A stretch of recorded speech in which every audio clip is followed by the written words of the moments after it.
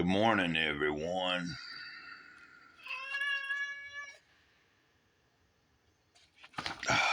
Welcome to the channel. Great cloudy day. Now, shut up, cat. Be quiet.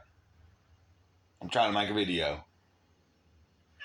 He don't care.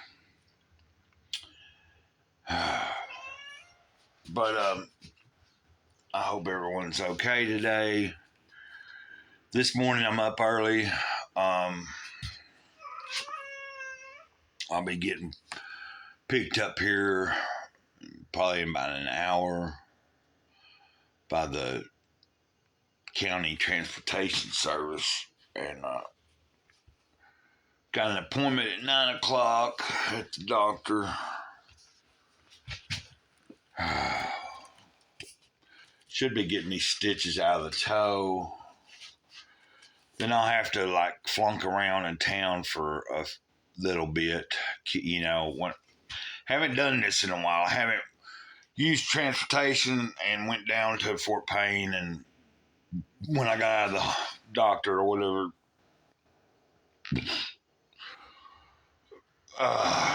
excuse me, figure out what I'm going to, wander around and maybe do a little shopping and stuff, and then got to kill time before they're ready to come back up the mountain, up where I live. I'm going to read from Don't Sweat the Small Stuff, and it's all small stuff. At least I ain't feeling as bad as I was the past few days. I mentioned yesterday, the past several days I've been lightheaded, kind of dizzy, and feeling or a little disoriented. It's not a feeling that I'm used to having, so I didn't like that. But it's not too bad this morning. But I didn't sleep a whole lot. I kind of was up and down all night. Number 86 here in Don't Sweat the Small Stuff. The next time you find yourself in an argument, rather than defend your position, see if you can see the other point of view first. It's interesting to consider that when you disagree with someone, the person you're disagreeing with is every bit as certain of his or her position as you are of yours. Yet we always take sides, ours. This is our ego's way of refusing to learn anything new. It's also a habit that creates a lot of unnecessary stress. The first time I consciously tried the strategy of seeing the other point of view first, I found out something truly wonderful. It didn't hurt, and it brought me closer to the person with whom I was disagreeing. Suppose a friend says to you, liberals or conservatives are the major cause of our social problems. Rather than automatically defending your own position, whatever it is, see if you can learn something new. Say to your friend, tell me why you think that's true. Don't say this with a hidden agenda or in preparation to defend or prove your position, but simply to learn a different point of view. Don't try to correct or make your friend see how he is wrong. Let your friend have the satisfaction of being right. Practice being a good listener. I was thinking earlier, because I read this last night, I believe, to myself. And earlier, before I was going to read it to y'all, I thought about, I agree with this in a way, but sometimes I've used this particular thing also in a different way.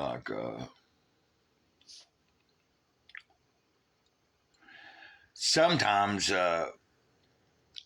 there's people that I'm just let them be how they are, and there's not much I can do to.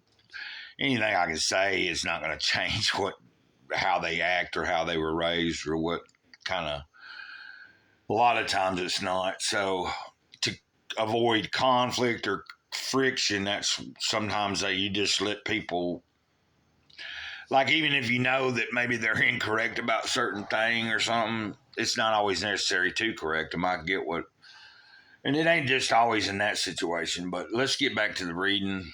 Sorry to go on a tangent there. Contrary to popular belief, this attitude does not make you weak. It doesn't mean you aren't passionate about your beliefs or that you're admitting that you're wrong. You're simply trying to see another point of view. You're seeking first to understand. It takes enormous energy to constantly prove a rigid position. On the other hand, it takes no energy to allow someone else to be right. In fact, it's outright energizing. When you understand other positions and points of view, several wonderful things begin to happen. First, you often learn something new. You expand your horizons.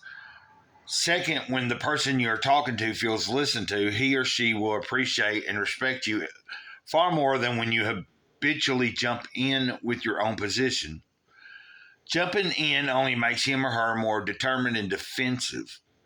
Almost always, if you're softer, the other person will be softer too. It might not happen right away, but in time it will. By seeking first to understand, you are putting your love and respect for the person to whom you are speaking above your need to be right. You're practicing a form of unconditional love. A side benefit is that the person you are speaking to may even listen to your point of view.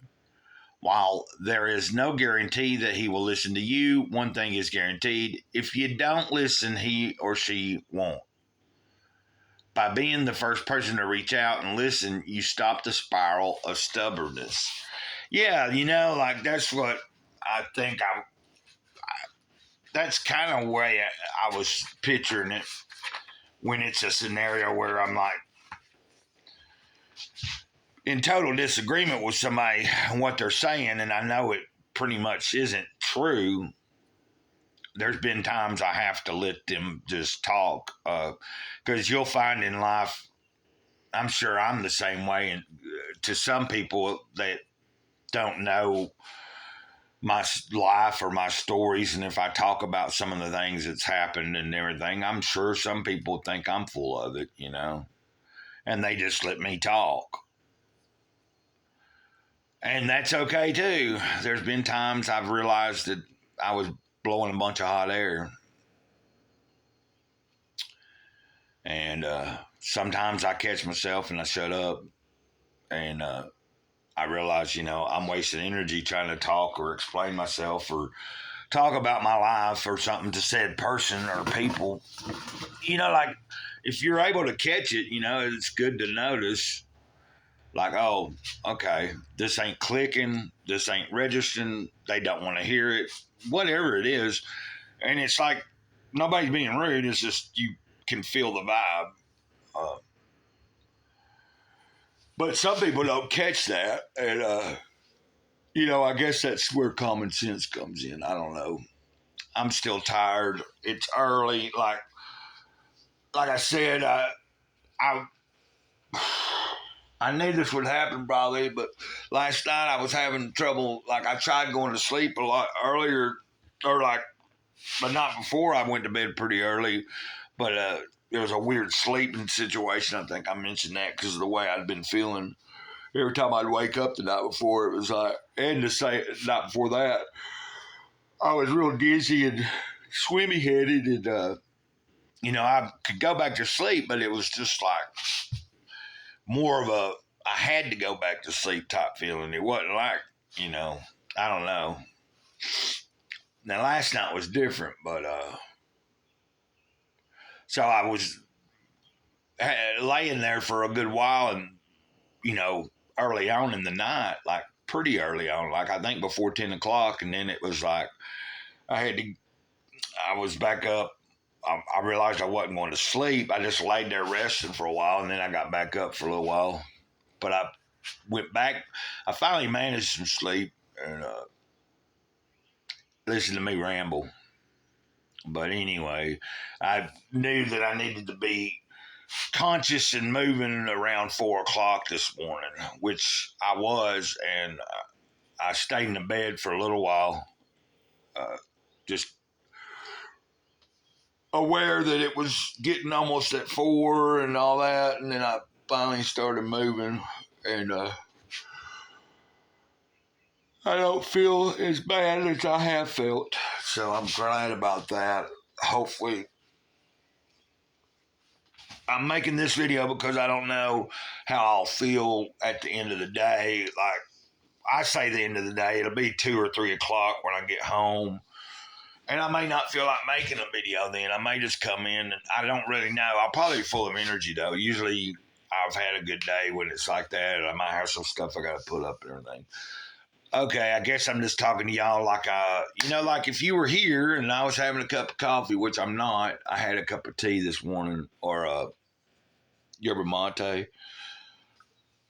Uh, and,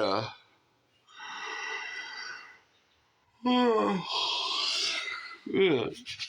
But yeah, if we had a place to meet up, if we were local, or we were right around each other, I'm sure it'd be the same as sitting down at a coffee shop or at another my house or your house or whatever, and we'd be socializing. Hopefully, you'd be talking too. So I guess I'm gonna get off here because it's getting closer to 6. When I started making this video, it was between 5:30 and 6 o'clock. Hit the like button for me if you watched this far. I forgot to say that earlier in the video. And if you haven't subscribed to the channel, consider subscribing.